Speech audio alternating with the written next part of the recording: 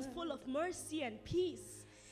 And it's waiting for me, see, a land for the last and the least, where they are done with the king, just waiting for me.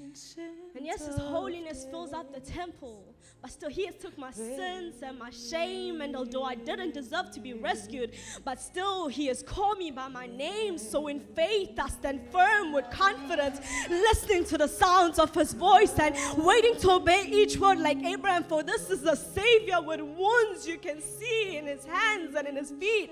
Wounds that have freed me from the bondage of sin. See, there's even a place where his glory can be seen, and there too he's waiting for me. So this is not just any Savior, but this is a King, and not just any King, but this is the King of Kings. This is the great God, and he's waiting for me and you, his heart open just for us, arms ready to embrace us.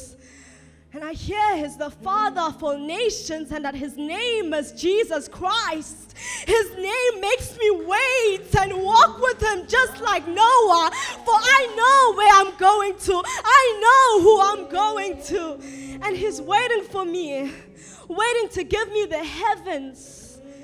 Yes, Lord. Yes, Lord. And I will be risen up for the greatest. Yes, Lord. And I will be risen up from the depression, risen up from the poverty, and risen up to above the heavens. Yes, Lord. Yes, Lord, for your free word. Yes, Lord, for your love. And all I need to say is yes, and he'll give me eternal life. Amen.